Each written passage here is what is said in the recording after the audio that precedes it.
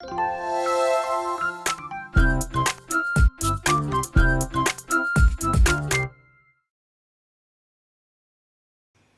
잠시 후 행복한 아침에서는 한 주간의 연예 소식 정리하는 연예 라이브 준비되어 있고요. 네, 그리고 스타들의 발자취를 따라가보는 스타 주민도 이어집니다. 저희는 광고 후에 다시 돌아올게요.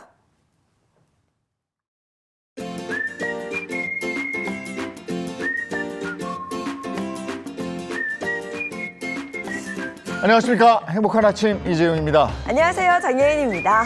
오늘은 2월 14일 수요일이고요. 연예 소식 저희가 듬뿍 담아놨습니다. 연예 라이브 스타 주민 준비되어 있습니다. 네, 가장 먼저 연예 라이브에서는요, 홈쇼핑 완판의 아이콘이죠. 안선영 씨가 건물주가 됐다는 소식부터 이영하 씨의 근황과 또 10대 트로트 스타의 전성시대를 이은 정동원 군의 이유 있는 변신 소식까지 준비했습니다. 자, 수요일의 행복한 아침 본격적으로 시작합니다.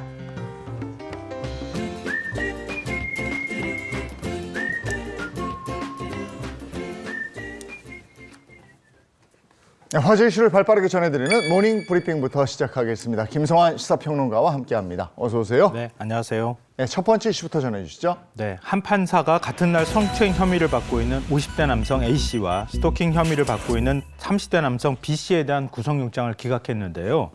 그 기각 사유를 납득할 수 없다라는 비판이 제기되고 있습니다. 네, 상식적으로 납득할 수 없다. 법원이 어떤 이유로 A씨와 B씨의 구속영장을 기각했습니까? 먼저 성추행 혐의를 받고 있는 50대 A씨부터 얘기를 해드리면요. 이 판사는 영장을 기각하면서 이렇게 밝혔습니다. 아파트를 자가로 소유하고 있으며 사회적 유대관계가 있다. 증거 수집이 돼 있고 도주 우려가 없다. 이런 이유라고 합니다. 그 상식적으로 납득할 수 없는 이유다라고 말씀하셨는데 정말 황당한 판결인 것 같긴 합니다. 네, 이 사건 내용부터 좀 전해드리면 좋겠는데요. 지난달 27일 일산의 한 식당에서 식당 여주인을 강제로 추행하려고 했다고 합니다. 근데 참 또 황당한 게요. 그 옆에 바로 남편이 있었다고 해요. 네. 남편이 이게 뭐 하는 짓입니까? 이렇게 말리지 않았겠습니까? 그러니까 소지병을 들고 소리를 지르고 바지를 내리는 행위를 하기도 했다고 하고요. 또 심지어는 여주인을 가위로 찌를 것처럼 위협하기도 했다고 합니다. 이게 말도 안 되는 상황이 아닙니까? 지금 얘기 그렇죠. 들어보니까. 네. 근데 어쨌든 경찰 조사에서 50대 남성 A씨에 대한 또 새로운 사실이 드러났어요. 네, 신고를 받고 경찰이 네. 출동해가지고요. 결국 이 남성을 현행범으로 체포했는데요. 당연히 전과 기록을 조회하지 않았겠습니까? 조회해봤더니 전과 11범이었다 그래요. 굉장히 전과가 많았던 사람이었는데요. 1년 전 저지른 범죄로 사건 당시 집행유예 기간이 남아있는 상태였다고 해요. 이런 경우에는 이런 사람들은 만약에 기소가 돼서 법원에서 재판을 받게 되면 집행유예 기간까지 합쳐서 형을 살아야 되는 거잖아요. 그럴 정도의 상황이었는데도 불구하고 판사는 아파트를 자가로 소유하고 있기 때문에 구속영장을 기각한다. 이렇게 판단을 했다고 하는 거예요. 네. 그래서 이게 과연 맞는 건가? 그러면은 거꾸로 말하면 아파트가 없는 사람들은 글쎄 말이에요. 그냥 구속돼야 되는 건가? 이런 의문이 떠오를 수밖에 없잖아요. 네. 자, 그렇다면 스토킹 혐의를 받고 있는 이 30대 남성 B씨. 이 사람은 어떤 이유로 구속영장이 기각된 거죠? 이 사람은 스토킹 혐의를 받고 있어요. 근데 판사가 밝힌 기각 사유는 이렇습니다. 사회적 유대관계가 있으며 부모의 도움을 받고 있다. 현재는 피해 여성이 살고 있는 곳과 다른 지역으로 이사를 갔다. 피해 배상을 할 의사를 강하게 표명하고 있으며 그럴 경제적 여력이 있을 것으로 보인다.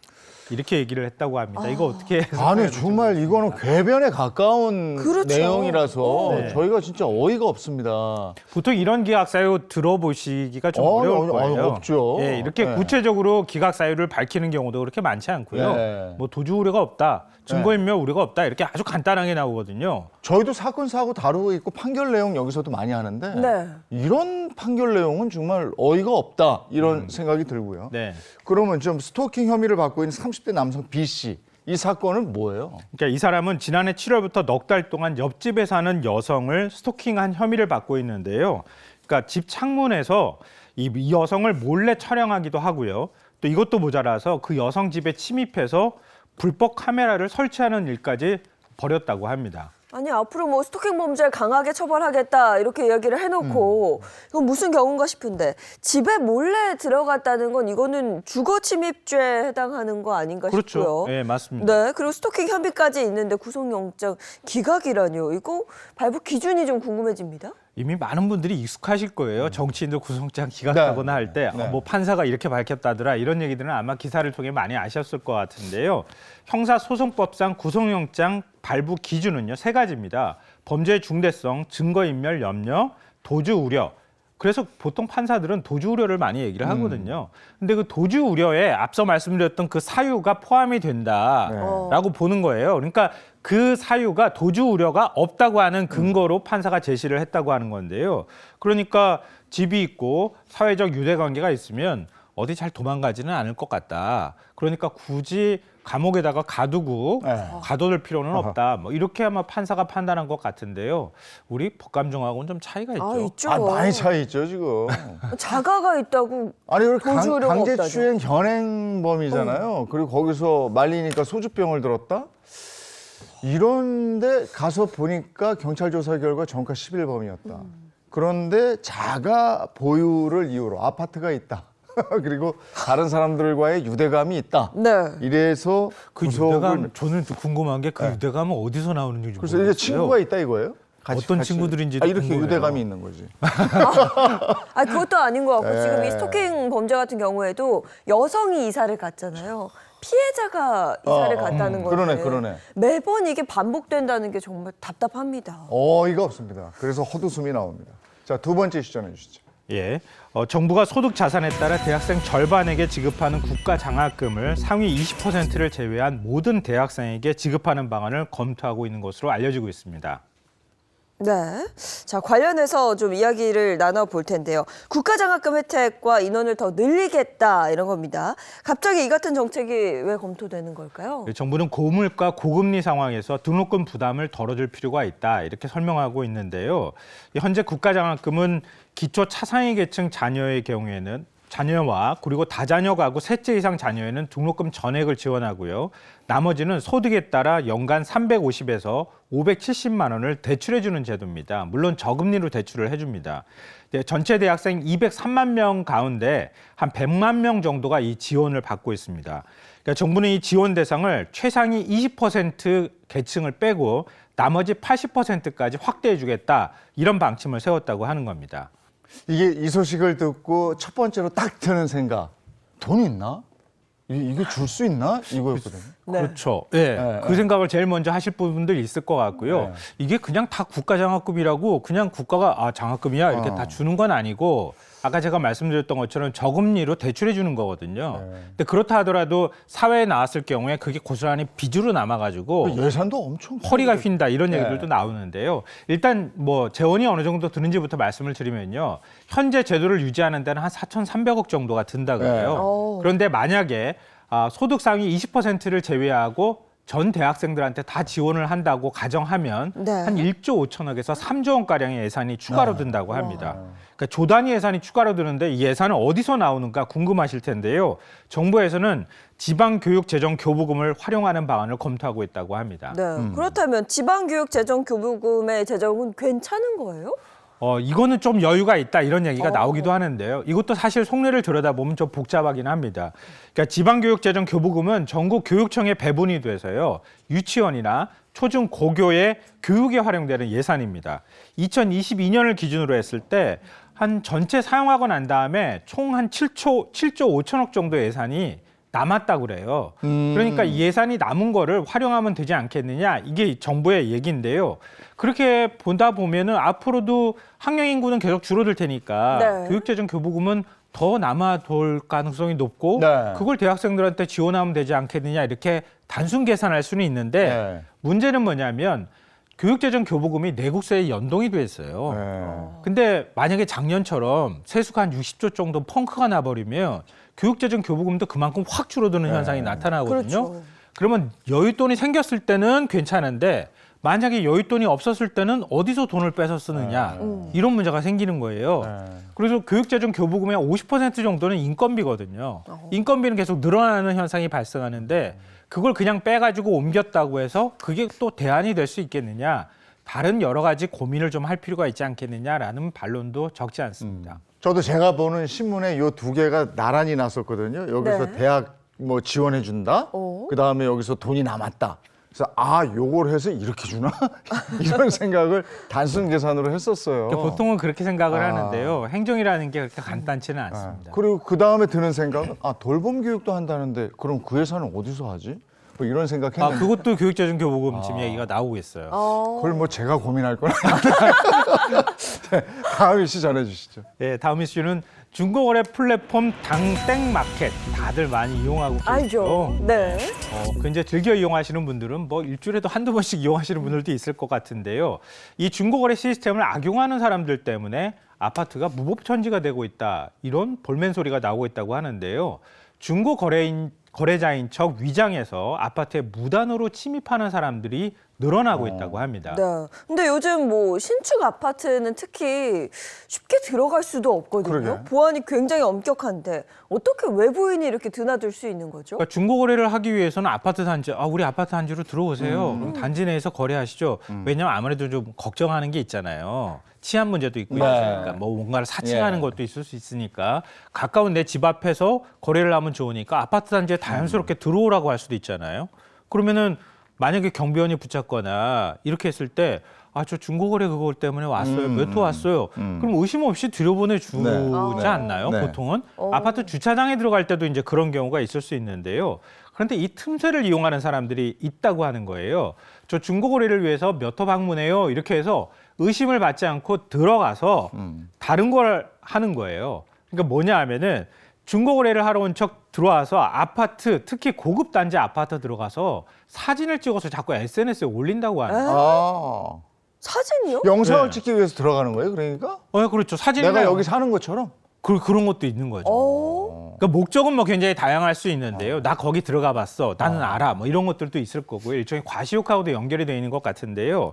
아파트에 무단으로 들어가고 난 다음에 뭐 예를 들면은 아파트 이름에 해시태그를 단 다음에 지인의 집에 놀러 왔다. 집 보러 왔다. 뷰가 좋다. 뭐 사실 지인의 집에 자기의 부를 과시하는 수단으로 활용하기도 하고. 저런 데 네. 어딘지 알겠다. 거기구나. 예. 그렇게 한 다음에 그렇게 올리면은 팔로워들이 댓글에 공감하고 부러워하는 글들을 많이 단다고 합니다. 예. 네. 근데 뭐 인증샷만 남기고 간다면 네. 뭐 이거는 사실 큰 위해는 없어 보이는데 더 큰 문제는 외부인이 이렇게 들어와서 험한 짓을 할 수도 있는 거잖아요. 그래서 입주민의 입장에서는 좀 불안할 수밖에 없죠. 그렇죠. 그래서 일부 아파트 단지에서는 이거 주거 침입죄로 고발해야 되는 거 아니냐, 뭐 이런 얘기까지 나오고 있다고 하는데요. 이게 아까 제가 고급 아파트라고 말씀드렸잖아요. 네. 일부 아파트 단지 같은 경우에 상황이 좀 심각한 모양이에요. 그래서 입주자 대표 회의에서도 이 얘기가 나왔다고 하는데요. 이 대표는 일부 차량이 반복해서 아파트를 진입하고 있고 이렇게 몇 번 성공하다 보니까 여러 가지 부작용이 부작용이 발생하고 있다 이렇게 얘기를 하면서 주거 침입 혹은 업무 방해 등으로 고발할 수 있을지 알아보고 있다 이렇게 아파트 주민들한테 고지했다고 합니다. 근데 이게 그 집에 훅 들어간 건 아니기 때문에 아파트 단지 안에 들어갔다는 거잖아요, 지금. 네네. 근데 이게 주거 침입으로 신고를 하면 이게 뭐가 돼요? 그러니까 그게 문제예요. 네. 법적인 반응은 이거 애매한데 네. 이거예요. 왜냐하면 구체적인 사례에 따라서 적용되는 게 다 다를 수밖에 없다 네. 이런 겁니다. 예를 들어서 안 됩니다 이렇게 했는데 몰래 들어갔어요. 네. 이거면 주거 침입죄 해당이 될 수도 있는 거 아니에요? 근데 저 중고마켓에 뭐 거래하러 왔어요. 그러게. 이렇게 한 다음에 그래요 들어가요 이렇게 했는데 들어갔다 그래서 이걸 가지고 주거 침입죄로 처벌할 수 있겠느냐 이런 반론도 있을 수 있는데요. 그러니까 한 법조인의 말은 이런 거예요. 경비원을 속이고 아파트 주차장이나 단지에 들어왔다고 해서 무조건 주거 침입죄를 적용하기 힘들다 이런 겁니다. 범죄의 목적이 있었다고 해도 이걸 입증할 수 있는 방법이 없다면 주거 침입죄를 적용하기 어렵다고 하는 겁니다. 그러니까 몰래 들어갔다 하더라도 이 사람이 진짜 범죄를 저지르러 들어간 거야? 아닌 거야? 그리고 범죄라는 행위가 시작되지도 않았는데 범죄 저지르려고 그랬지 이렇게 해가지고 주거침입죄를 적용하기 쉽지 않다는 거예요. 네. 그렇다면 그 아파트 커뮤니티 시설이 있거든요. 뭐 요즘은 보통 이제 입주민 카드를 네. 꼭 찍어야 문이 열리게끔 되어 있긴 합니다만 만약에 이제 따라서 들어갔어요. 그래서 퇴거 요청을 받고도 거부를 한다면 이거는 좀 처벌을 받을 것 같은데. 이거는 공간이 조금 개념이 다르잖아요. 네. 왜냐하면 아파트 단지 들어가거나 주차장 들어가는 거는 주거침입죄라고 적용하기 좀 네. 애매하다 이렇게 생각하실 수 있는데 커뮤니티 공간 같은 경우에는 조금 더 개인적인 공간이잖아요. 또 뭐 지문을 찍거나 이렇게 해야 되는 거니까 이런 데 들어갔는데 아파트 관리자가 나가달라 이렇게 요구했음에도 불구하고 응하지 않았다. 그러면 주거침입죄와 형량이 같은 퇴거 불응죄가 적용될 수 있다고 합니다. 어. 너무 SNS에 중독이 맞아요. 돼가지고 거기에 올리려고 별걸 다 하는데 이게 뭐 남의 집에 가서 그거 이렇게 밖에서 찍는 게 뭐 자랑일까 싶어요. 네. 자, 다음 미션 해주시죠. 네. 혹시 이번 설 명절 기간 동안 세뱃돈 얼마 주셨어요? 좀 많이 저희가 근데 많진 않아서 아이들이 많진 않아서 그래도 예. 혹시 10,000원짜리 주셨어요? 아니면 50,000원짜리? 5만 원짜리 주게 되더라고요. 그렇죠. 네. 10,000원짜리 주면은 왠지 추억 좁은 사람, 통 적은 사람처럼 네. 보이고 네. 50,000원짜리 막 나눠주다 보면은 보기는 굉장히 좋은데 아 근데 되게 단위가 커요. 부담스럽잖아요. 네. 그래가지고 이걸 경험한 사람들 사이에서 우리 3만 원짜리에 3만 원권 그래, 고개 나왔어야 안 돼. 되겠는가? 네. 이런 얘기들을 지금 하고 있다고 합니다. 네, 뭐 5만 원권이 나왔을 때 사실 뭐 편하고 좋긴 했는데 이렇게 특히 뭐 설이나 명절에 가족들 만났을 때는 3만 원권이 좀 있었으면 좋겠다 이런 얘기들이 좀 나오는 것 제 같아요. 생각도 그래요. 3만 원권부터 먼저 나왔어야 됐어요. 3만 원, 5만 원 이렇게. 네.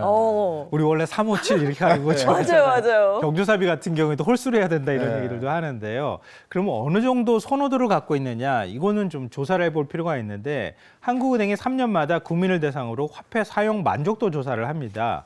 근데 2022년 조사에서는요. 2만 원권이나 3만 원권에 대한 중간화폐 수요가 굉장히 적었다 그래요. 네.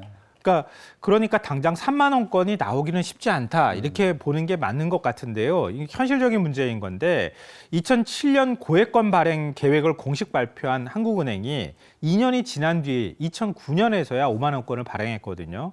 근데 지금 논의에 들어간다 하더라도 3만 원권이 나오는 건 몇 년 뒤쯤이나 돼야 가능할 일이다 이렇게 보시면 될 것 같아요. 이게 10,000원에서 5만 원으로 훅 뛰니까요. 내가 이게 지출하는 금액도 그 정도 뛴 것 같거든요. 그렇죠. 그래서 조금 그랬는데 근데 요즘에는 돈 쓰는 사람이 직접 현찰을 쓰는 사람이 없기 때문에 이것도 좀 고민의 대상일 거는 같아요. 근데 고민스럽긴 한데 이게 만약에 자꾸 3만 원권, 뭐 5만 원권, 그다음에 또 10만 원권도 나와야 되나? 그런 생각을 하게 되면 이러면은 인플레이션 우리 경험했던 것처럼 화폐 가치는 점점 떨어지거든요. 근데 그거 하기보다는 오히려 우리가 액면가를 낮추는 게 더 맞아. 낫지 않나? 뭐 이런 반론도 사실은 있습니다. 그러니까 어느 게 저 정답이라고 말하기는 굉장히 어려운데요. 근데 3만 원권 같은 뭐 중간 화폐권이든 고액 화폐권이든 발행이 되면 사회적 비용이 굉장히 많이 들어요. 돈만 찍어내면 되지 생각하실 수 있겠지만 예를 들면 시간과 비용이 들어가게 될 수밖에 없는데요. 발권에도 비용이 들어가죠. 화폐를 만들 때 3만 원권에는 어떤 사람 인물도를 넣어야 되지? 그것도 있네. 사회적 합의가 잘 안 돼요. 이거 가지고도 굉장히 시끄럽거든요. 그거 가지고도 논란이 좀 벌일 가능성이 있고 무엇보다도 현금 자동 입출금기 이와 유사한 현금이 들어가는 기기들이 굉장히 많잖아요. 이거 다 바꿔줘야 돼, 안에 들어가는 걸. 또 십진법 단위에 익숙한 우리나라 사람들이 3만 원권 화폐를 사용할 때 혼란이 발생하는 것도 한번 좀 고려해 볼 필요가 있을 것 같습니다. 네. 그러니까 이래저래 화폐를 발행한다는 건 참 어려운 일인 것 같습니다. 간단치 않네요. 네. 네, 알겠습니다. 오늘 모닝 브리핑 여기까지 하겠습니다. 김성환 시사평론가와 함께했습니다. 고맙습니다. 네.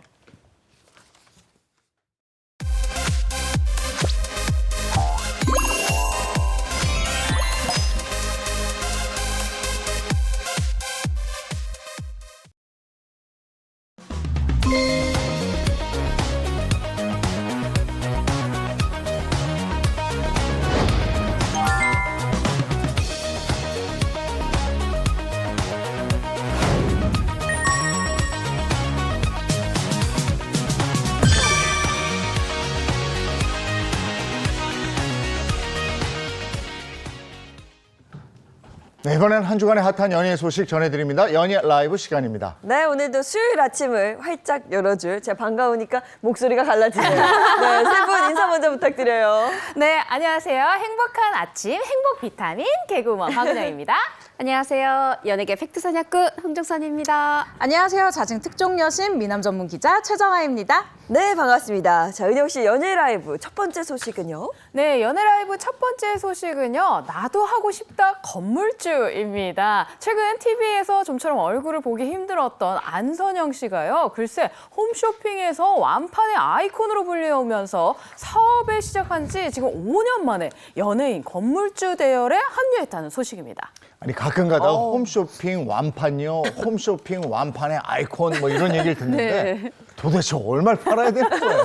자, 연예인 쇼호스트 1세대 안선영 씨 벌써 쇼호스트 경력이 24년 차인데 얼마를 벌어야 그런 완판녀 소리를 듣느냐. 어떤 때는요. 한 시간에 28억 원어치를 이야, 팔았다고 그래요. 그래요? 이 판매 상품이 파운데이션이었는데 그럼 되게 비싼 거였나 보다. 그게 아니고 한 개에 9,000원짜리를 이야. 한 시간 동안 28억 원어치를 판 건데 제가 계산기 두드려봤더니 30만 개 넘어 31만 개 와. 이상 팔아야 28억 원이더라고요. 인정이네, 인정. 인정이죠. 네. 그럼 누적 판매량은 얼마냐? 1,800억 원인데 제가 또 이거 계산해 보니까 2천만 개예요.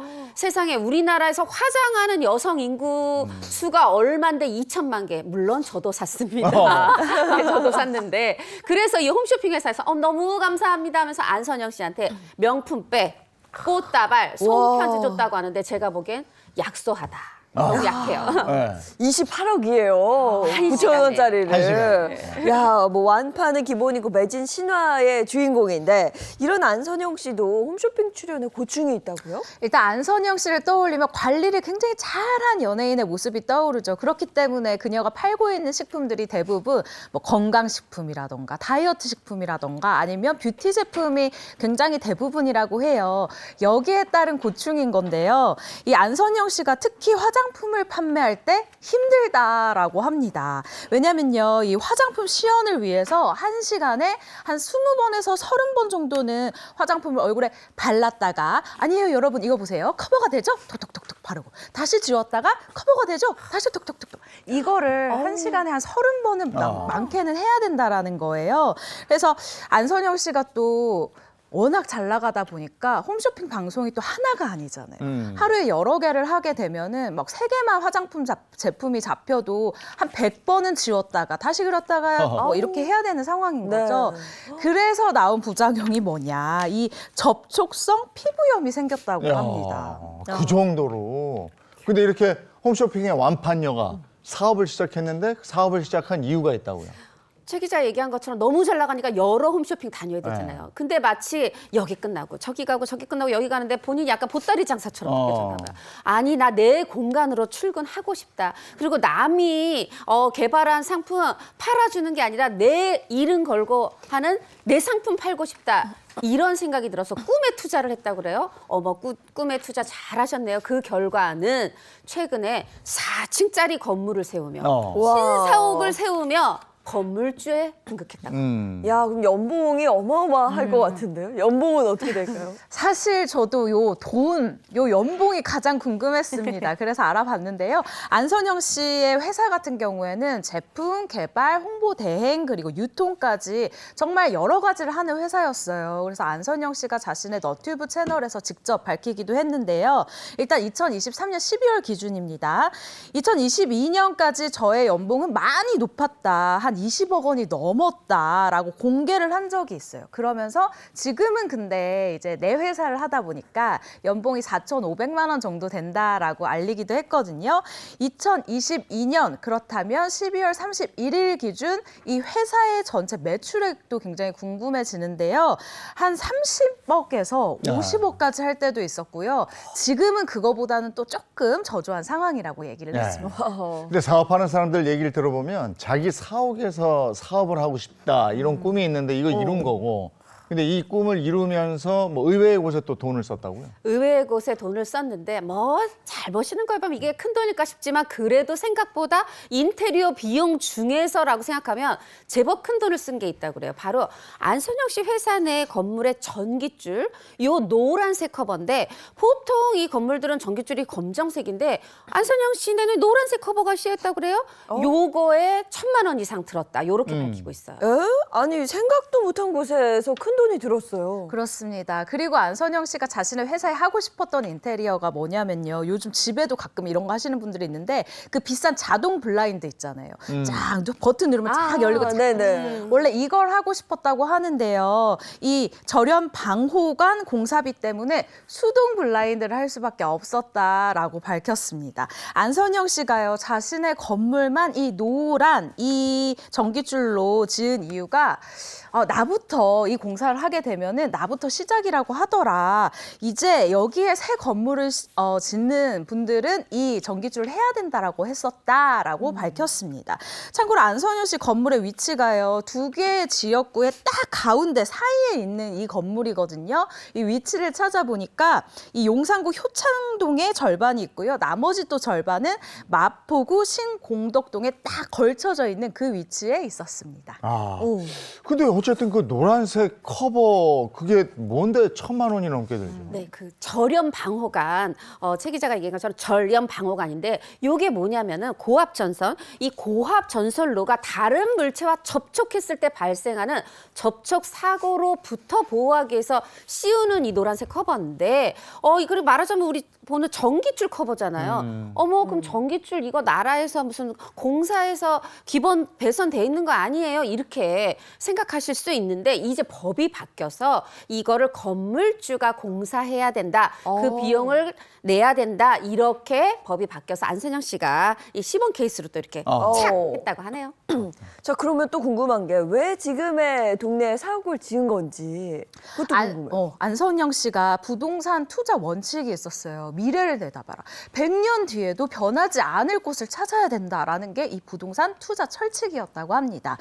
원래 이 방송이라는 게 있을 때도 있고 없을 때도 있잖아요. 안선영 씨가 이 방송이 없을 때를 대비해서 예전에 이 숙명여대에서 국제 영어교사 자격증 테소를 땄다고 합니다. 당시 이 수업이 끝나면요. 다들 학교에서 이 근처 카페에서 모여서 수다를 떨었는데 안선영 씨 혼자만 이 숙명여대 근처를 돌아다니면서 이 동네 부동산은 어떨까? 여기서 내가 창업하면 어떨까? 이런 걸 자꾸 상상을 해봤다는 거예요. 그리고 100년 뒤에도 변하지 않을 이 지나도 변하지 않을 곳을 찾았고 지금 그곳에 사옥을 지었다고 합니다.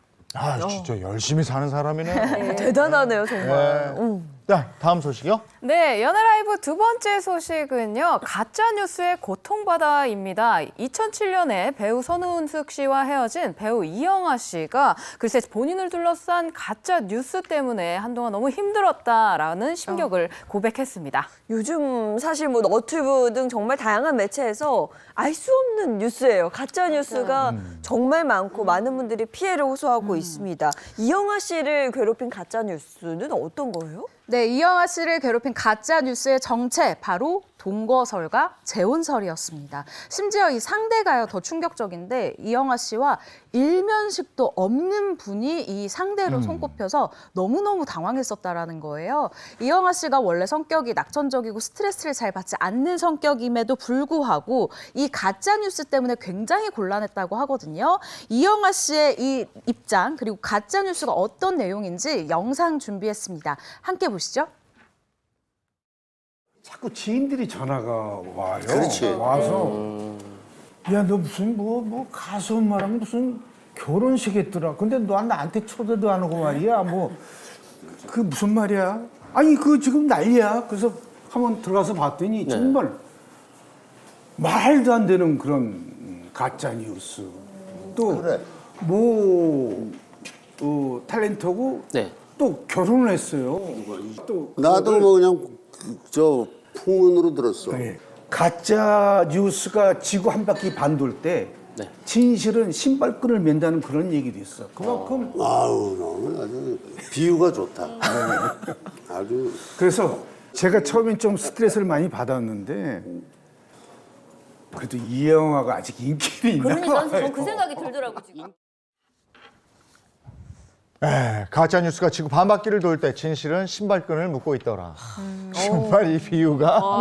예. 적절하네요. 근데 이거 재혼할 생각은 아예 없다고 그러는 겁니다. 어느새 이혼하고 싱글남 된 지 17년이 됐다고 하는데 본인은 뭐 재혼의 지읒자도 생각해 본 적이 없다. 이렇게 사는 게 그냥 내 삶인 것 같다 얘기를 하고요. 지금 동거설 재혼설이 맞다면 집에 가면 누가 있어야 되는 거잖아요. 그래서 이렇게 얘기합니다. 뭐 내 주변에 여자가 많다고 우리 집에 한번 와봐라. 그럼 알게 될 거다. 이렇게 뭐 얘기를 하는데 진짜 재혼 생각 없으신 것 같아요. 네, 알겠습니다. 이어서 세 번째 연애 소식 바로 전해주세요. 네, 연애 라이브 세 번째 소식은 아이돌 변신입니다. 요즘 정말 트로트계 10대 트로트 가수들의 전성시대가 아닐까 싶은데요. 이 많은 10대 트로트 가수들 중에서도 10대 트로트 가수 하면 정동원 군을 빼놓을 수가 없습니다. 정말 10대 트로트 가수 전성시대 포문을 연 우리 정동원 군이 가수로서 영역 확장에 나섰다는 소식입니다. 정동원 군이 가수로서 영역 확장에 나섰다.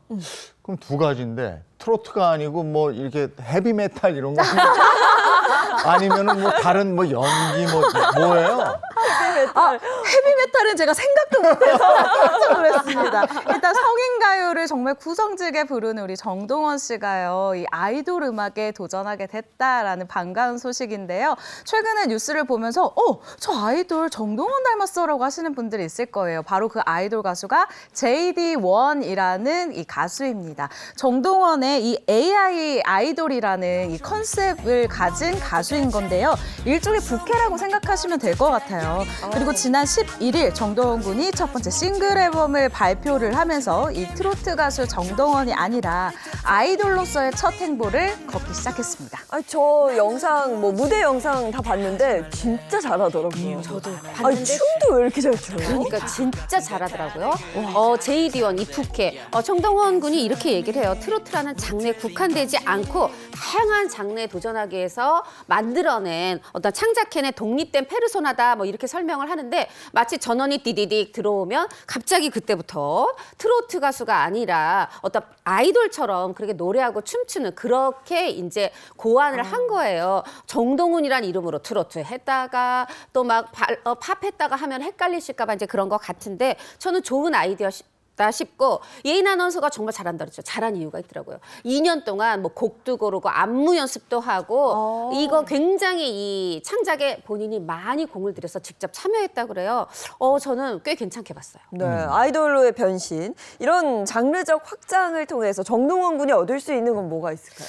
일단 뭐 정동훈이 다 누구에게나 인기가 있지만 그래도 주로 중장년층에게 인기가 있는데 이런 어떤 젊은이들이 좋아하는 노래를 부르면서 팬층도 확대가 되고 또 기존 팬들에게는 새로운 모습을 보여줄 수도 있고 또 이제 트로트 가수보다는 그냥 가수 이게 세계 무대로의 어떤 진출의 발판도 더 씌워서 그렇게 하는 것 같은데 저는 바로 본인의 나이에 맞는 그 노래를 부를 수 있어서 정동원 씨 개인에게도 정동원 군 개인에게도 좋은 경험이 아닐까 싶습니다.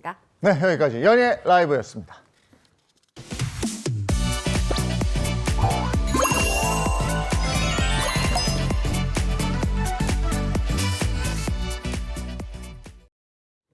이번에 대한민국 대표 스타들이 걸어온 길을 되돌아보는 스타 주민 시간입니다. 네, 스타 주민. 오늘의 주제는 뭐예요? 네, 오늘의 스타 주민 주제는요. 나이 불문, 성별 불문, 정말 모두가 좋아하는 트로트에 관련된 스타들입니다.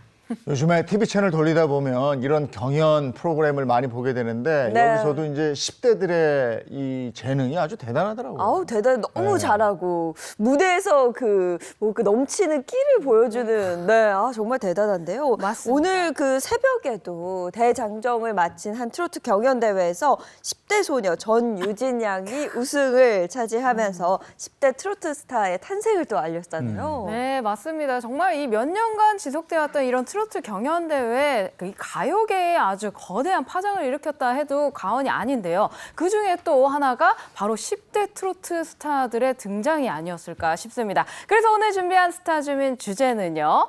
트로트 트로트, K트로트의 미래, 10대 트로트 스타들입니다. 어떤 스타가 나올지 좀 궁금해요. 네, 맞습니다. 오늘 제가 소개할 스타들 10대 트로트 가수들인데요. 평균 나이가 글쎄 13.7세. 그러니까 저희 평균 나이의 한 3분의 1 정도. 아유, 괜히 얘기했네요. 네. 그런데 이렇게 나이는 어리지만요. 넘치는 끼와 실력으로 아주 K트로트의 미래를 책임질 우리 10대 스타들의 이야기를 한번 준비를 해봤습니다. 아니 보통 트로트는 중년 이상 분들이 듣는다 이런 건데 10대들이 야 그걸 맛깔나게 불러내더라고요. 맛깔나게 정말 소화해서 그것만 해도 놀라운데 아니 인생 지금 몇 번 사는 거야 할 정도로 감성도 대단하잖아요. 말하자면은 그냥 뭐 저 같은 이 엄마, 이모 이런 세대 중년 시청자들이 아이고 귀여워 요럴 정도가 아니라 정말 제대로 실력도 가창력도 갖췄고 그래서 이렇게 예능 정도 나오는 게 아니라 이제 앨범도 발표하고 콘서트도 여는 진짜 가수로 활동하고 있는 이야기를 오늘 풀어드리겠습니다. 네, 그럼 이제 본격적으로 K트로트의 미래 10대 트로트 스타 시작해 보겠습니다. 네, K트로트의 미래 10대 트로트 스타 첫 번째 스타는요. 리틀 임영웅이라고 불리우는 트로트계의 어린 왕자 가수 14살 안율근입니다. 네, 잘생긴 얼굴 보면 리틀 임영웅으로 불릴만 해요. 정말 잘생겼고 아니 또 14살 치고 키도 되게 커요. 2010년생입니다. 안율근. 정말 뭐 이미 인기이고 그리고 리틀 임영웅이라고 불리는 이유가 또 하나 더 있어요. 외모뿐 아니라 뭐냐면 한 경연 트로트 경연 프로그램에서 임영웅의 별빛 같은 나의 사랑아를 불렀는데 이 원곡자가 서른도시잖아요. 서른도시마저 만족하며 정말 준비된 원석이다 이런 극찬을 받으며 정말 리틀 임영웅 딱 그 수식어에 맞는 활동을 하고 있습니다. 네, 뭐 리틀 임영웅으로 불리는 안율근이지만 트로트 가수가 된 계기는 저희가 방금 얘기했던 그 정동원 군 때문이라고 들었습니다. 네, 맞습니다. 이 안율군이요. 14년 인생을 걸어서 트로트에 도전한 이유가 있었는데요. TV를 딱 보고 있다가 정동원 군의 이 무대를 봤었다라는 거예요. TV에서 이 정동원 군이 부르는 보릿고개를 듣고 너무 감동이 돼서 자연스럽게 트로트 가수를 꿈꾸게 됐다고 합니다. 그래서 이 인천 청소년 가요제에서요. 막걸리 한 잔을 열창을 해서 동상을 받았다고 하는데 이 안율군 역시 이렇게 얘기를 하더라고요. 어떻게 보면 이 정동원 군 때문에 덕분에 트로트 가수의 꿈을 키운 것 같다라면서 감사함을 전했습니다. 네, 뭐 기본적으로 노래 실력이 되니까 그쵸. 지금 10대 트로트 스타로 이름을 알리게 된 거잖아요. 그렇죠. 아니 칭찬은 고래도 춤추게 한다고 내가 좀 트로트 불러봤더니 막 잘한다고 하니까 그래 나도 정동원 형처럼 트로트 가수 되겠어 이런 꿈을 가졌고 지금 뭐 이미 이뤘죠. 그래서 뭐 다양한 프로그램에서 트로트 신동 근데 이젠 신동을 넘어서 트로트계 어린 왕자. 근데 외모나 옷 입는 게 어린 왕자 같아요. 아주 또 별명도 딱 맞다 싶습니다. 네. 지금 보신 분이 그 안율 야 이거 노래 한 번 더 들어봐야 되겠는데 하는 분들도 있을 거예요. 네, 맞습니다. 그래서 이 성인과 비교를 해도 이 가창력이 정말 대단하고 거기에다가 이 감성 표현을 어떻게 감정 표현을 이렇게 하는지 싶은 정말 이모들이 너무 사랑하는 우리 안율근 트로트의 어린 왕자 안율근이 부르는 신유 씨의 초행 제가 한번 준비를 해봤거든요. 같이 보시죠. 행복하게 사는 게 뭐 그렇게 힘든가요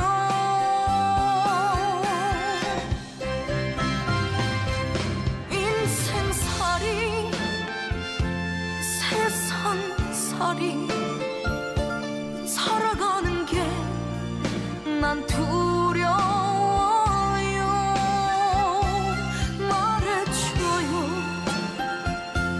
말해줘요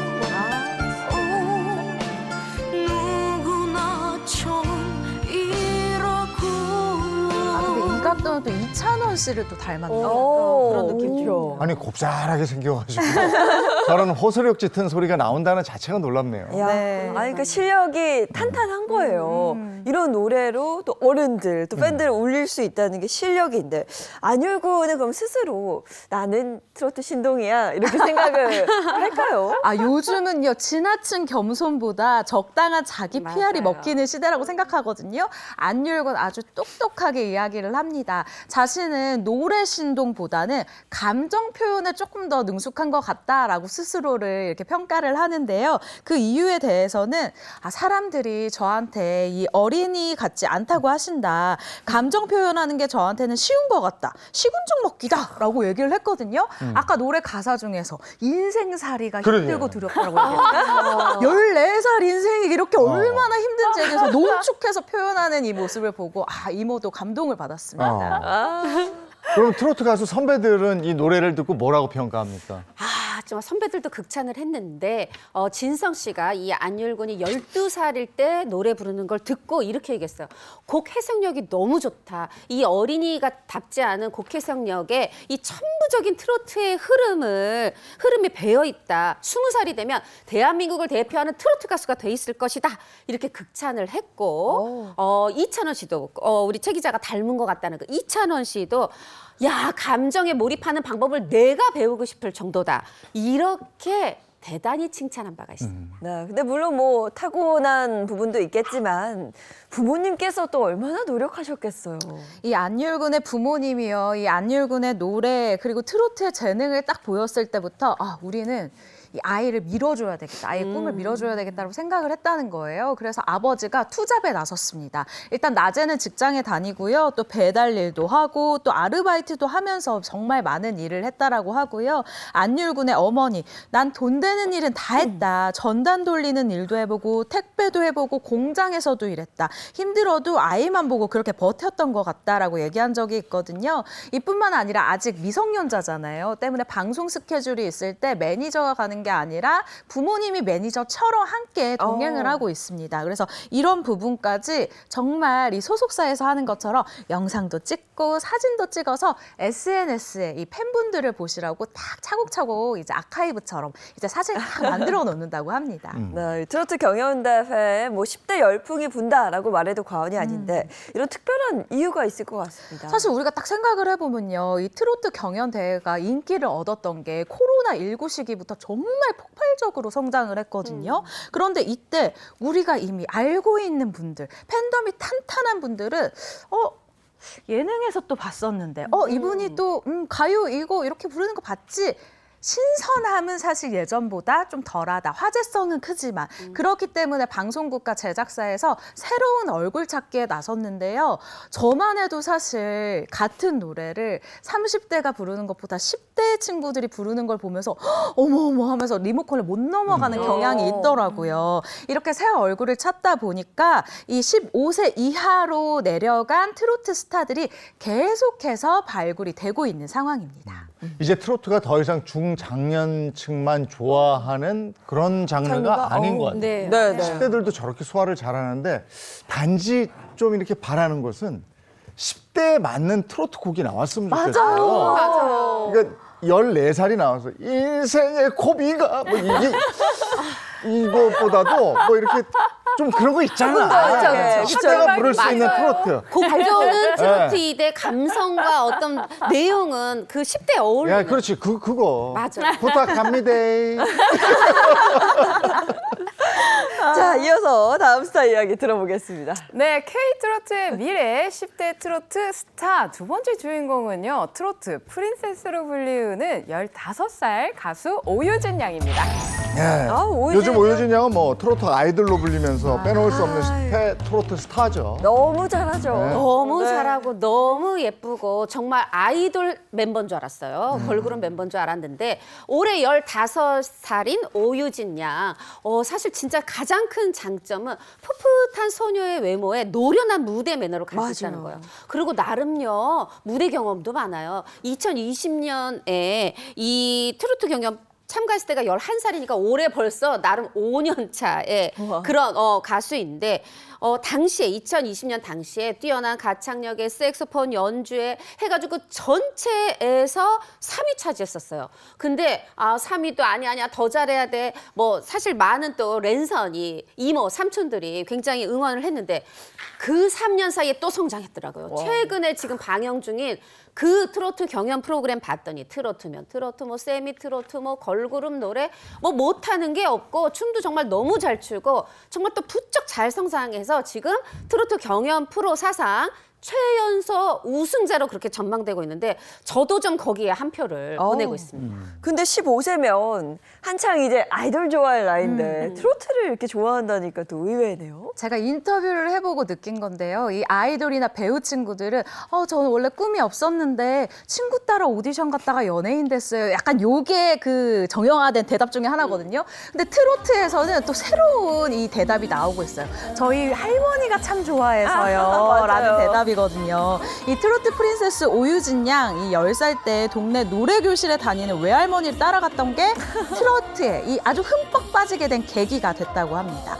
이 따지고 보면 오유진 양은요, 트로트 입문 1년 만에 트로트 경연대회에 나가서 3위를 차지를 했는데 이때 가장 먼저 딱 떠오른 사람도 외할머니였다고 하거든요. 3위를 당시에 차지했던 오유진 양이 당시에 받은 상금 바로 2천만 원이었다고 합니다. 2천만 원 딱 받아왔어요. 네. 이 돈여가 따로 없네.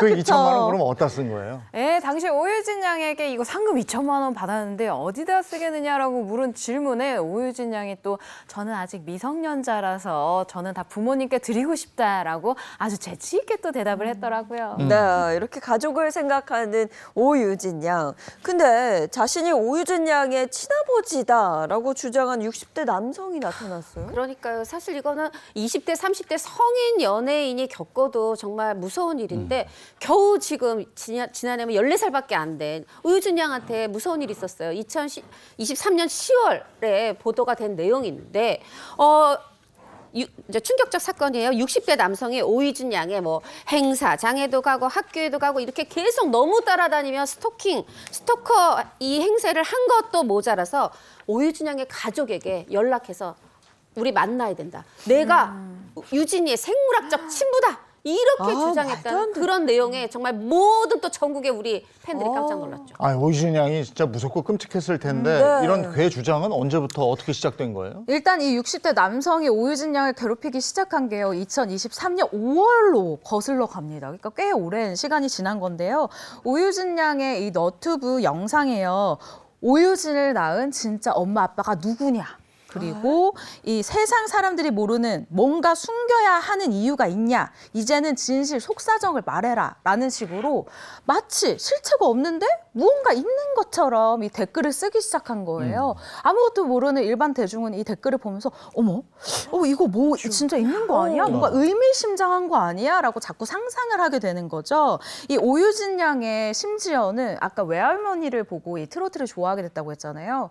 이 외할머니에게 직접 전화를 걸어서 만남을 요구하는 일도 있었다고 합니다. 네. 오유진 양에게요, 너는 내 딸이야 라고 얘기를 하고 싶어서 저 사람은 내 딸이다. 진실을 밝혀라. 라는 식으로 지속적으로 괴롭혔었다고 합니다. 아니 60대 남성 어떤 이유로 오유진 양이 자신의 딸이다 이렇게 주장을 하는 걸까요? 아니 정말 들으시면 황당한데 직감 때문이랍니다. 직감. 직감이 딱 봤더니 내 딸이야. 너무 닮았어. 그리고 아까 행사장 학교 막 따라다녔다고 했죠. 네. 내가 직접 봤더니 뭐 손 모양, 치아 모양까지 이 뼈 골격 자체 뼈 구조 자체가 나하고 똑같다. 머리끝부터 발끝까지 다 나랑 닮았다. 이렇게 얘기를 하고요. 심지어 오유진 양이 노래를 잘하는 것도 나를 닮아서 내 가창력을 닮아서 노래를 잘하는 거다. 이게 지금 본인이 생물학적 아버지인 근거라고 합니다. 치아와 뼈 구조를 닮았다. DNA 검사. 근데 이런 것까지 해야 되나? 근데 사실 오유진 씨 측에서는 소속사 측에서는 특히나 이런 쓸데없는 논란을 그냥 초장에 잡고 네. 싶을 거예요. 그래서 DNA 제안을 이 대조를 제안을 했다고 합니다. 그러니까 이 상대방이 좋다. 그게 최고 좋다. 아니면 깨끗하게 돌아서야죠. 라면서 검사에 동의를 했다는 거예요. 그래요? 그런데 이 DNA 검사를 하기 위해서 머리카락을 채취를 하려고 했더니 객관적으로 검증된 장소에 가서 해야지라고 말을 바꾸면서 결국은 이 DNA 검사에 응하지 않았다고 합니다. 근데 이거 괴롭힘, 이거 범죄가 아닐까 싶은 생각이 좀 들어요. 그렇죠. 이 오유진 양 같은 경우에는 이 스토킹 협박으로 인한 불안, 10대인데 얼마나 무섭겠어요. 그리고 스트레스를 호소를 하면서 아주 극심한 고통을 받았다라고 하거든요. 이건 팬으로서 절대 하면 안 되는 행동이고요. 결국 참다 못한 이 오유진 노유진 양 측은요, 이 자신의 생물학적 아버지라고 주장하는 이 60대 남성을 스토킹 범죄 처벌 등에 관한 법률 위반 및 이 허위 사실 적시, 명예훼손 등의 이 혐의로 고소를 했습니다. 고소당한 이 60대 남성은 대단해요. 참 조사 과정에서도 법대로 하자, 곧 진실 밝혀질 거다라고 주장한 것으로 알려져 있거든요. 결국 이 경찰의 고소장을 토대로 수사를 한 결과 이 60대 남성 이 혐의점을 결국 발견을 하고요. 검찰에 불구속 송치된 그런 상황입니다. 그렇군요. 알겠습니다. 다음 스타 얘기 들어보죠. 네, K-트로트의 미래 10대 트로트 스타 세 번째 주인공은요. 국악 트로트 신동이죠. 15살 김다연 양입니다. 뭐 김다연 양을 보고 있으면요. 이게 학생이 맞나? 싶을 정도로 실력이 정말 대단합니다. 올해 뭐 15살인데 저는 김다연 양이 그렇게 예쁘고 잘하고 막 제가 팬심이 생기더라고요. 근데 보다 보니까 장예인 아나운서랑 좀 닮은 게 아닌가라는 그런 말 하면 큰일 나요. 그런가요? 감사합니다. 예. 그런 생각도 들긴 하는데 저는 사실 이 김다연 양을 보면은 오늘보다 내일이 더 기대되는 트로트 유망주다 아니다. 트로트 그냥 이미 스타다라고 그럼요. 얘기를 해야 될 것 같은데요. 김다연 양 같은 경우에는 2020년 7월에 방영한 한 트로트 경연 대회에서 정말 혜성처럼 등장을 했습니다. 진성 씨가 이 김다연 양의 무대를 보고 뭐라고 얘기를 했냐면 최고의 희열을 느낄 수 있는 무대다라고 극찬을 했었고요. 또 남진 씨 같은 경우에는 이 상상할 수 없는 대단한 창법, 그야말로 천재다라면서 이 가요계 레전드 등극을 예상을 하고 예측을 하는 모습이었어요. 그 결과 김다연 양 정말 쟁쟁한 성인 이 경쟁자들을 모두 제치고 이 트로트 경연 대회에서 무려 2위를 차지를 했습니다.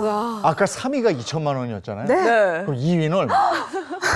네, 여기서 또 반전이 있어요. 2위를 했는데 아무 뭐 상금과 부상이 없었어요. 왜냐하면 그래요? 이 프로그램이 1등이 다 받기 이런 시스템으로 경연을 몰아주기예요? 펼쳤어요. 네, 그래서 참고로 1등은 1억 원을 받았다. 근데 김다연 양이 겨우 4점 차이였어요. 이 어린 마음에 나 4점 차이고 나 상금도 없고 본인이 뭐 나를 위해서 이거보다 고생하신 부모님께 이거 선물로 드리고 싶었는데 너무 슬프다, 안타깝다, 아쉽다 했더니 부모님이 당연히 이렇게 말씀하시죠. 아니다. 그 2등을 한 것만으로 이미 큰 선물을 준 거다 하면서 속상한 마음을 위로도 하시고 2등한 걸 칭찬도 하시고 이렇게 네. 하셨다고 하네요. 근데 김다연 양의 노래를 들어보면 특히 좀 깊이가 있는 것 같아요. 네. 이유가 있나요? 이게 우리 노래에서 나오는 그 구성짐과 깊이인 것 같은데요. 김다연 양 같은 경우는 판소리와 그리고 트로트를 아주 절묘하게 섞은 트로트를 보여주고 있습니다. 이 아버지의 권유로 4살 때부터 정말 쟁쟁한 선생님들한테 수업을 받았는데요. 김명인 명창에게 경기 민요를 배웠고요. 또 박복희 명창에게 판소리를 배웠어요.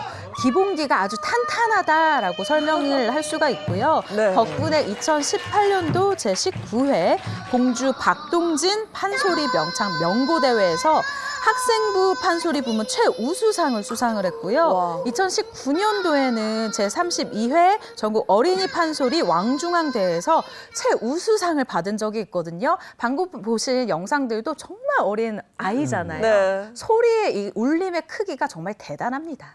아니, 저 진짜 국악 신동인데 잠깐만 들어봐도 네. 이 국악 신동이 왜 트로트 경연에 간 거예요?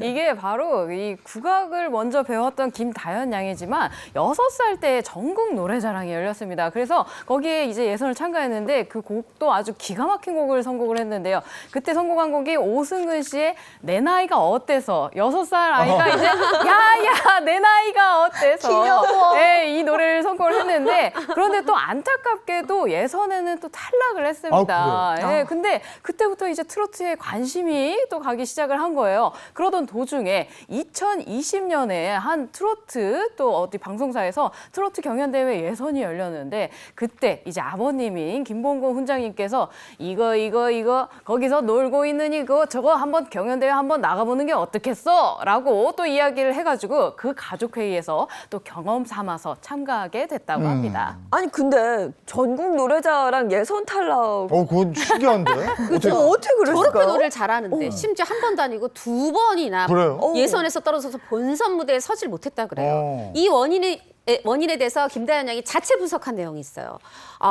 저는 혼자인데 다른 팀은 2-3명이 함께 출연해요. 어린이 출연자들은 귀엽고 재롱 떠는 게 유리하거든요. 그 친구들은 노래도 하고 춤도 추는데 저는 노래만 해서 그러니까 절대 실력 때문이 아니라 숫자에 밀려서 떨어진 거예요. 이렇게 귀엽게 얘기를 하는데 또 이렇게 진득하게 얘기하는 것도 있어요. 저는 제가 떨어진 자체보다 이제는 고인이 되신 살아생전의 그 송혜 선생님 앞에서 노래를 못 부른 게 서러웠다 이렇게 밝혔습니다. 근데 그 일리도 있는 것 같은데 그 어려서부터 판소리를 했단 말이에요. 이게 트로트 하는데 도움이 됩니까? 뭐 어떻게 되는 거래요? 일단 김다연 양이 얘기를 한 게요. 판소리 같은 경우에는 막 몇 시간 동안 부르는 경우도 있잖아요. 그래서 이 가사를 외우는 게 굉장히 어려운데 트로트도 어렵다라고 고충을 밝힌 바가 있습니다. 그 이유는요. 일단 심청가 같은 경우에는 부르면서 내가 구슬품을 배웠고 트로트 같은 경우에는 음표 속에 담긴 신명을 느끼는 법을 깨달았다라면서요. 판소리를 하면서 이 트로트가 뭔가 도움이 됐다라는 것을 알린 바가 있거든요. 또 트로트를 해보니까 재미가 느껴졌고 국악에는 없는 무엇을 느꼈다. 근데 그게 뭐냐면요. 이 신나는 곡이 많다라는 거예요. 그래서 트로트의 매력에 푹 빠지게 된 이 계기를 밝혔습니다. 네, 그리고 요즘은 그 트로트 경연대회를 섭렵해 가고 있는 모습이던데 마치 도장 깨기를 하는 것 같아요. 맞습니다. 아까 말했던 그 2등 했다는 그 대회가 2020년 7월부터 9월에 방송됐던 경연 프로였어요. 요거보다 불과 또 6개월 후에 또 다른 경연 프로그램에 나가서 3위, 성인 막 출연자들 다 제치고 3위 했고 그리고 바로 지난 밤까지 열띠게 그 방송된 그 경연 프로그램에서도 정말 온갖 위기를 다 겪으면서도 최종 3위를 차지했어요. 자, 2등, 3등, 3등 결국은 메달감이다.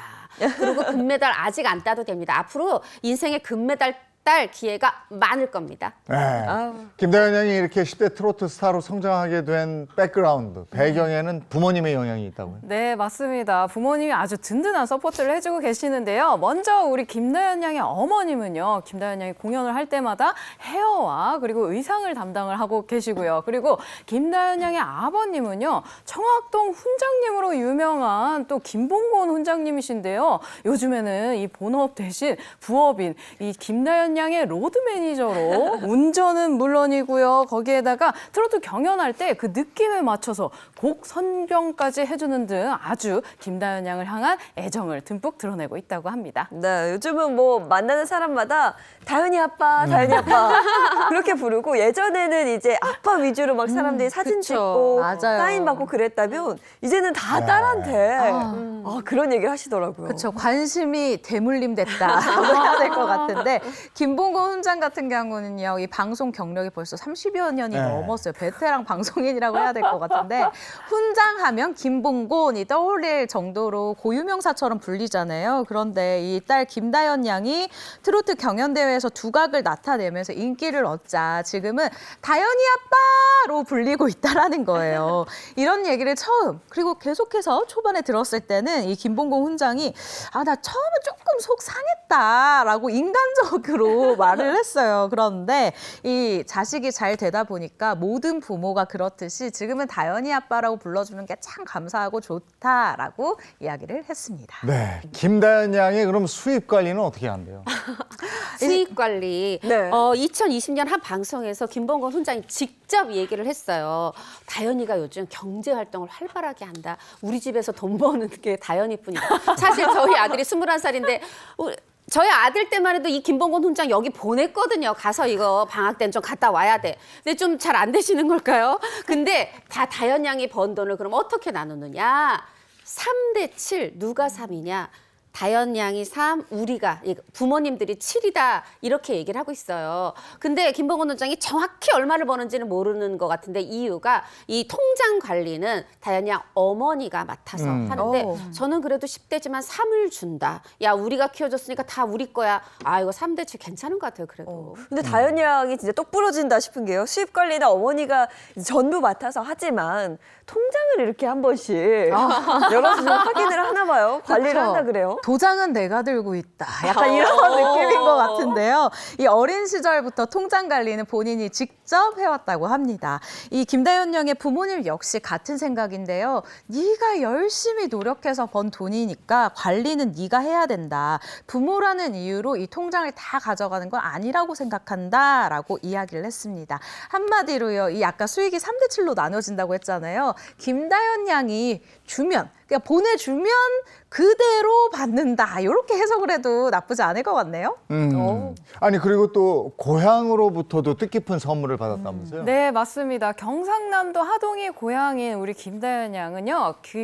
8km 정도 되는 김다현 길을 또 선물을 받았습니다. 그 같은 출신인 또 정동원 군도 역시 정동원 길을 선물을 받았는데요. 김다현 양의 그 김다현 길이 조금 더 길다고 합니다. 이에 대해서 다현 양이 저 동원이 오빠 길은 약간 저 도시 쪽에 있고요. 그리고 저희 이 김다현 길은 청학동 산골 쪽에 있어요. 그래서 조금 더 긴데 김다현 길 가면은 아주 꽃도 예쁘고 길이 아주 잘 돼 있다고 이렇게 김다현 길에 대한 애정 그리고 자랑도 빼놓지 않았습니다. 네. 그런데 김다현 양은 그 무차별 악플 때문에 굉장히 또 마음고생을 했다 그래요.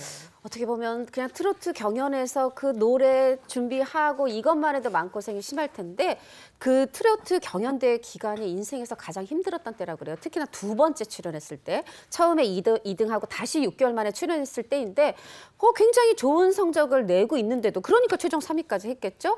그런데도 상처를 받은 이유가 사람들이 2등 했는데 왜 또 나왔냐? 금세 왜 또 나왔냐? 막 이렇게 얘기를 하고 말하자면은 뭐 어린 아이인데 부모가 너무 막 방송 출연시키는 거 아니냐 막 이렇게 가족까지 걸고 넘어지고 심지어 걸고 넘어지다 김다현 양의 외모까지 이거 외모 얘기하면 안 되거든요. 아이고 아버지 김봉건 훈장이랑 똑 닮았다 이렇게 막 얘기를 해서 아버지 김 훈장도 이래저래 마음고생이 심했다고 합니다. 그 참 한가한 사람들 많아. 그러니까요. 뭘 그렇게 그리고 이 어린 나이에 또 얼마나 그게 이렇게 가슴에 팍팍 박히겠습니까? 맞아요. 저는 사실 이런 미성년자 아이들에게 아직 15살밖에 되지 않은 아이한테 도대체 악플 남길 게 뭐가 있나 싶은 생각도 드는데 이렇게 끊임없이 악플이 이어지자 소속사 차원에서 이제 아티스트 보호를 위해 팔을 걷어붙이고 나섰습니다. 더 이상 악플을 좌시하지 않겠다라는 뜻을 나타낸 건데요. 지속적인 이 모니터링을 통해서 증거를 취합해서 경찰서에 고소장을 제출을 했고 앞으로도 이 혐의자에 대한 어떠한 선처는 없을 것이다라고 강경대항 입장을 밝혔거든요. 악플 쓰지도 말고요. 읽지도 맙시다. 네. 김다현 양 요즘 어떻게 지내고 있어요? 김다현 양이 사실 이제 한 살 앞당겨서 고등학교에 진학하게 됐어요. 어떻게 된 거냐면 2009년 2월생이거든요. 근데 이제 가수 활동하느라고 중학교를 중간에 그만두고 검정고시를 치렀는데 일찍 검정고시 합격하면서 친구들보다 한 살 먼저 지금 중학교 졸업장 딴 상황인 거죠. 그래서 올해 3월에 예술고등학교 실용음악과에 입학을 합니다. 실용음악과니까 아무래도 학업과 가수 활동을 좀 병행하기 쉬울 것 같아요. 그렇게 둘 다 좀 두 마리 토끼 다 잡아보겠다 이런 포부를 밝히고 있습니다. 예, 알겠습니다. 다음 스타 얘기 들어보죠. 네, K-트로트 스타의 미래 10대 트로트 스타 네 번째 주인공은요. 트로트의 감성 거인 11살 황민호 군입니다. 야, 이번엔 11살입니다. 이 정도 뭐 트로트 신동인데 어떻게 트로트에 빠지게 된 거죠? 아니 우리가 감성 거인이라고 박은영 우리 개그맨께서 얘기를 하셨잖아요. 진짜 들어보면 정말 감성 거인이잖아요.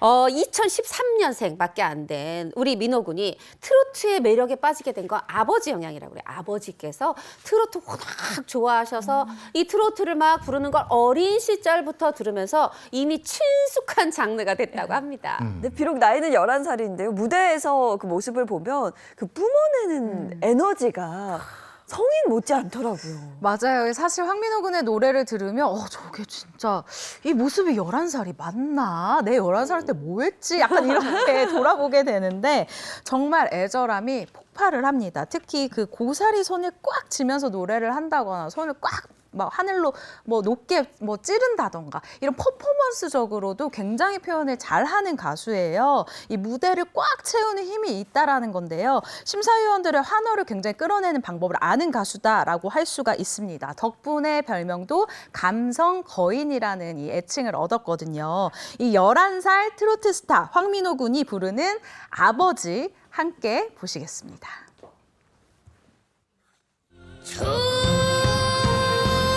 조각배에 실려가는 조승달을 보면 긴 해금 그리고 대금의 조화로 아주 구슬픈 멜로디를 표현을 했고요. 황민호만의 이 감성을 표현한 노래라고 하거든요. 여러분 저는 이 영상을 보면서 찌르는 저 손가락의 모양을 항상 주목을 하게 되더라고요. 어우, 잘한다.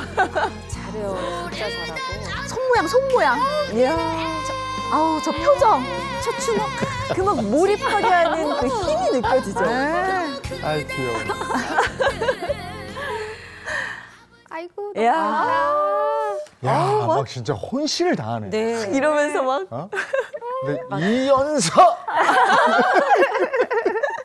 야, 연습 진짜 많이 했겠어요. 연습 진짜 많이 정말 했겠죠. 잘하네. 그래서 인기도 대단한데 우리 황민호 군이 언제 인기를 실감하냐면 일단 두 가지를 얘기했어요. 첫 번째는 식당에 가면 우리 식당 이모님들께서 서비스를 많이 주시대요. 어머 저도 식당 가면서 주고 싶네요. 진짜 서비스. 그리고 또 하나는 학교에서도 인기를 실감했는데 교장 선생님께서 교장실로 와달라고 이렇게 청하셨더라고요. 무슨 일인가 갔더니 영상 통화를 누군가에게 걸었는데 본인 부모님께 본인 부모님이 황민호 씨 팬이랍니다. 그래서 영상 통화를 하게 됐는데 세상에 영상 통화 연결되자마자 우리 민호 군 목소리 듣자마자 부모님이 우실 정도로 그렇게 열혈 팬이어서 아 내가 좀 인기가 있구나 이렇게 실감했다고 하네요. 근데 교장 선생님이 교장실로 부를 정도면 친구들 사이에서 뭐 난리 난 거거든요. 아, 스타 중에 스타죠. 한 번은 황민호 군의 이 친구가 이 사인 요청을 하더래요. 그래서 내 사인이라니 하면서 사인을 확 해줬는데 알고 보니까 이 친구의 할머니가 황민호 군의 엄청난 팬이었다고 합니다. 그런데 이 친구 할머니에게 이 민호 군의 사인을 전달을 드렸잖아요. 그리고 용돈 10,000원이나 받았다라고 얘기를 해요. 야, 요때 또 연예인병 조심해야 돼. 너무 알아보니까. 정확합니다. 그렇죠. 아주 정확하십니다. 황민호 군의 형이 누굽니까? 리틀스타의 황민우 군이 있잖아요. 이 황민우 군이 본인 동생의 어떤 연예인병, 귀여운 연예인병을 밝혔는데 연예인병이 왔다 간 게 아니라 지금 한창 진행 중이다 하면서 일테면 아침에 일단 학교 가려고 하면 벌써 거울 보고 외모를 체크한다. 그리고 엄마가 골라준 옷 거부하고 본인이 딱 고른 옷 입고 가려고 하고 또 이렇게 무슨 행사 뛰고 오거나 방송하고 오면 다리를 형 무릎에 올려놓고 형 나 지금 무릎 좀 주물러봐 너무 아파 아니 고기가 너무 아파 이렇게 막 괜한 꾀병까지 부린다고 동생의 어떤 귀여운 연예인병에 대해서 아주 솔직하게 귀엽게 또 얘기를 해줬어요. 그래서 저는 방금 깜짝 놀란 게 그 형이 리틀싸이 제가 아는 그 리틀싸이 맞죠? 맞습니다. 굉장히 많은 영향을 좀 줬을 것 같은데요. 네, 맞습니다. 또 이 아버지 말고 또 영향을 준 한 사람이 바로 우리 황민호 군의 친형 황민우 군인데요. 방금도 얘기를 했지만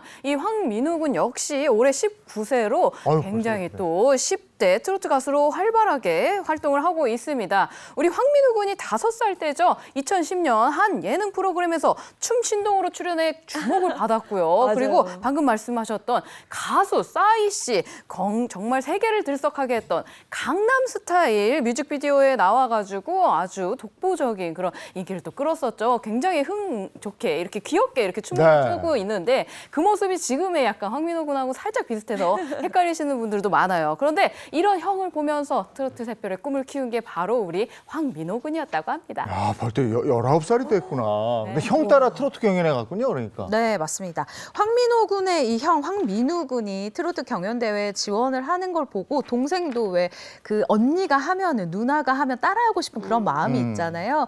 민호 군도 마찬가지였었던 것 같아요. 그래서 형제가 같이 이 트로트 경연대회에 지원을 하게 됐었다라고 합니다. 알겠습니다. 지금까지 K-트로트의 미래 10대 트로트 스타라는 주제로 얘기 나눴습니다. 고맙습니다. 고맙습니다.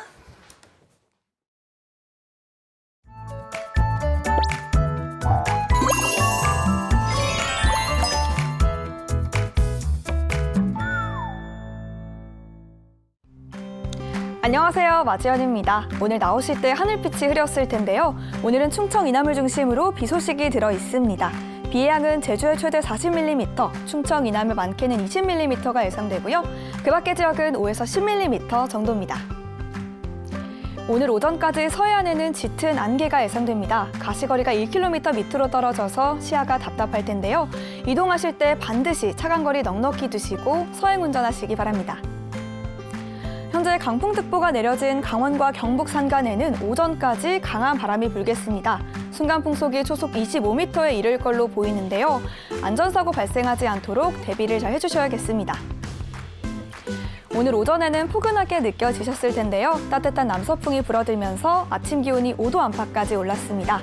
오늘 한낮 기온은 서울 16도, 제주는 19도로 때이른 봄 날씨가 찾아오겠습니다. 내일은 비가 전국으로 확대됩니다. 내일부터는 당분간 온화한 날씨가 계속될 텐데요. 비가 그친 후에 잠깐 아침 기온이 영하로 떨어지겠지만 그 밖에 큰 추위는 없겠습니다. 날씨였습니다. 어제는 저녁 때도 하나도 안 춥던데 네. 오늘 비가 내린다니까 이 비가 겨울비입니까? 봄비입니까? 아, 이거 정의 내리기가 좀 어려울 것 같아요. 봄을 부르는 비라고 그럼 하기도 좀 어려울 것 같고. 어쨌거나 오늘 외출하실 때는 작은 우산 하나 꼭 챙기시는 게 좋겠습니다. 저희는 내일 아침 7시 30분에 돌아올게요. 행복한 아침, 행복한 하루 되십시오. 고맙습니다. 고맙습니다.